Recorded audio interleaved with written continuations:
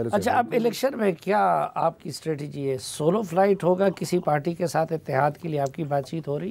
جی، اس وقت تو ہماری ایسی اتحاد کی کوئی بات چیت نہیں ہو رہی، اور جہاں تک پورے صوبے میں اتحاد کی بات ہے تو ہمارا جو آخری صوبائی کونسل اجلاس ہوا تھا اس میں صوبائی کونسل نے بالکل میرے پہ ایک قدغن لگایا کہ ہم صوبائی سطح پہ اتحاد نہیں کریں گے۔ ہاں، اور ڈسٹرکٹس میں کہیں سیٹ ایڈجسٹمنٹس ہوئی تو وہ دیکھیں گے۔ ہاں نہیں، پیپلز پارٹی سے بھی نہیں کریں گے اتحاد؟ تو اگر بات کی ہے تو کھلی بات ہے، اتحاد ہم اوورال کسی سے نہیں کریں گے، سیٹ ایڈجسٹمنٹ کر سکتے ہیں، کسی سے بھی کر سکتے ہیں۔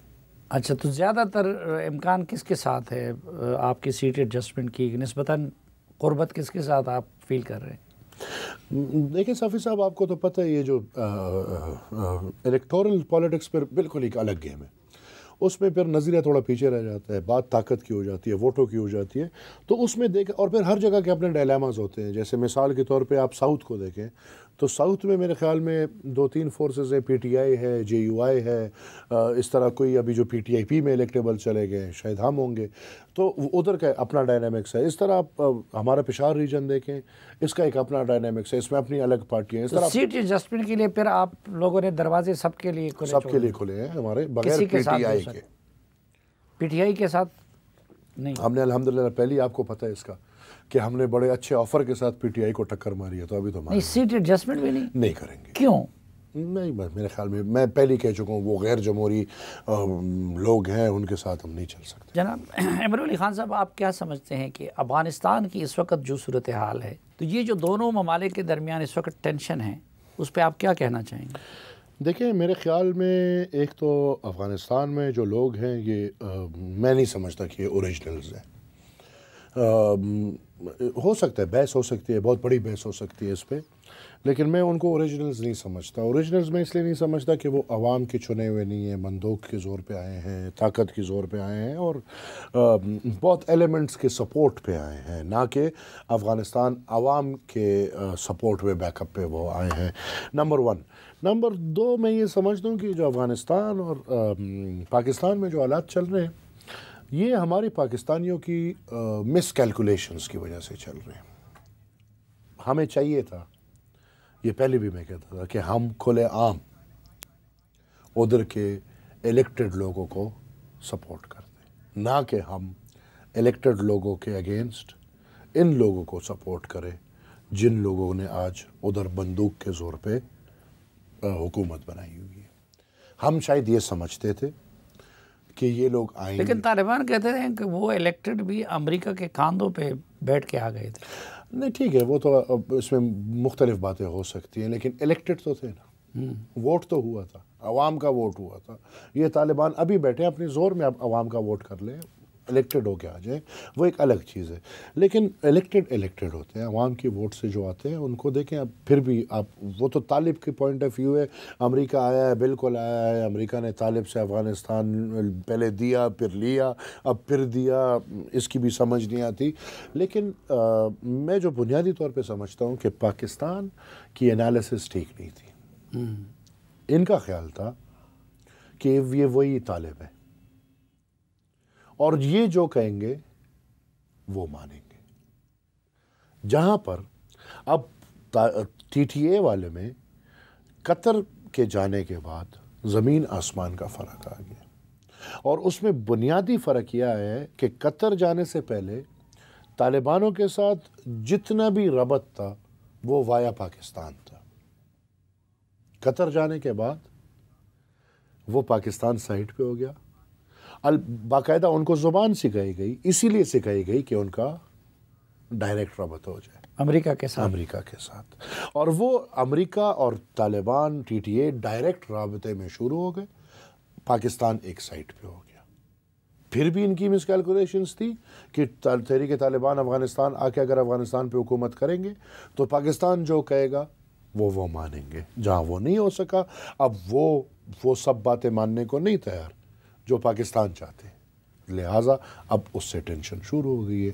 جہاں تک میری بات ہے، اوریجنلز ہوں گے، ہم ہر قسم کی کوشش کریں گے۔ اس صورتحال کی ذمہ دار امریکہ نہیں ہے کہ اس نے obviously افغانستان کو اس طرح چھوڑ دیا طالبان کے؟ تین ذمہ وار ہیں، اور میں ہمیشہ کہتا ہوں افغانستان کے ہم نے آخرت کے دن پہ بھی جواب دینا ہے بغیر ڈر کے۔ جو تین بنیادی ذمہ وار افغانستان کے ان حالات کے ہیں، ایک امریکہ ہے، دوسرا پاکستان ہے، تیسرا تحریک طالبان افغانستان ہے۔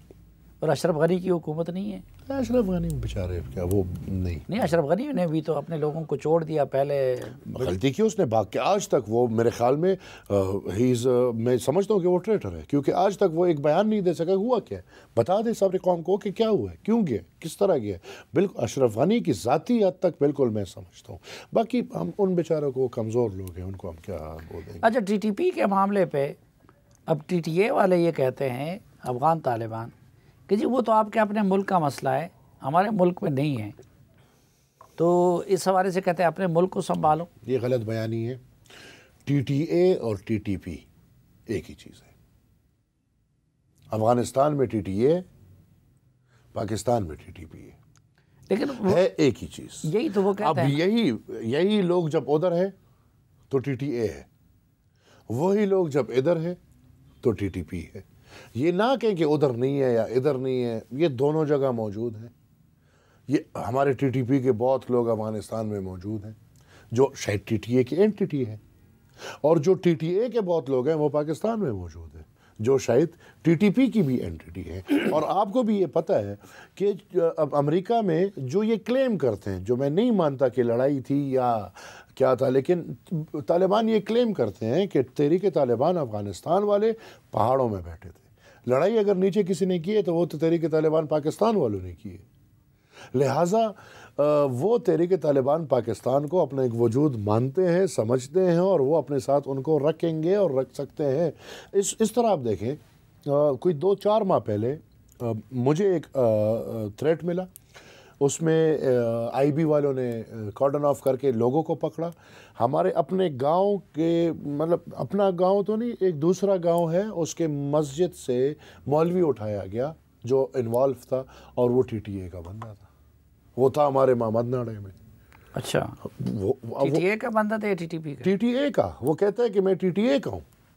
اچھا وہ کہتے، تو میں کیا کہہ رہا ہوں، یہ ہے ایک ہی چیز۔ اور خدا نخواستہ آپ کو مارنے کے لیے جی ڈپیوٹ جی ہوا جی تھا؟ جی جی جی وہ ادھر وہ ریکی والا، یہ جو مولوی تھا یہ ریکی والا تھا، جو سوسائڈر تھا وہ اٹھا گیا تھا، وہ تھا ممند کا، وہ تھا جی یو اے کا، اچھا وہ تھا جی یو اے کا۔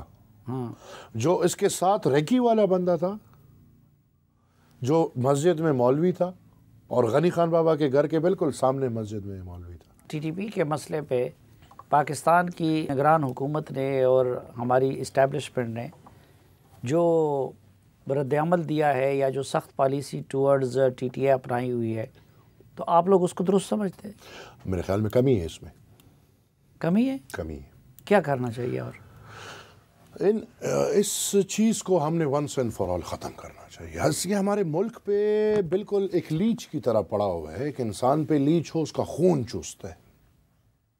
میرے خیال میں ہم افغانستان کو فی الحال چھوڑ دیتے، ہم پہلے اپنے ملک کو لیتے ہیں، ہمیں پہلے اپنے ملک کا صفایا کرنا ہوگا۔ ادھر جتنے دہشت گرد ہیں ہم نے ان کے خلاف سخت سے سخت کارروائی، مطلب کہ جو ہونی چاہیے، ایک خودکش، ایک قاتل، ایک میں کیا فرعون کے ساتھ جو سزا ہونی چاہیے وہ ان کو ملنی چاہیے۔ دوسرا، آج تک ہم ان لوگوں کو کبھی نہیں کچھ کہتے جو ان کے سپورٹ پہ ہوتے ہیں، جو ان کو لانے والے ہیں، لے جانے والے ہیں۔ چلیں پچھلا چھوڑ دیں، اس دفعہ تو ہمیں پتہ ہے نا کہ 102 بندوں کو کس نے رہا کیے، ہمیں پتہ ہے نا ان کے خلاف کیوں کارروائی نہیں ہو رہی۔ ریکنسیلیشن 40,000 فائٹرز، جس کو عمران کہتا تھا کہ 40,000 اور اس میں 10,000 فائٹرز ہیں، وہ پاکستان کس لیے آئے ہیں، کون لے کر آئے؟ تو ان لوگوں سے جس دن پوچھا جائے گا، میں آج بھی کہتا ہوں، جس دن پاکستان میں آج کے حالات پہ جنرل باجوہ، جنرل فیض، عمران خان، صدر عارف علوی، محمود خان سی ایم پختونخوا، اور انفارمیشن منسٹر تھا ہمارا پختونخوا کا، بیرسٹر سیف، ان سے جب تک نہیں پوچھا جائے گا، ان کو جب تک کٹہرے میں نہیں لایا جائے گا، میں نہیں سمجھتا کہ یہ ملک سنجیدہ ہے اس مسئلے کو دفن کرنے میں۔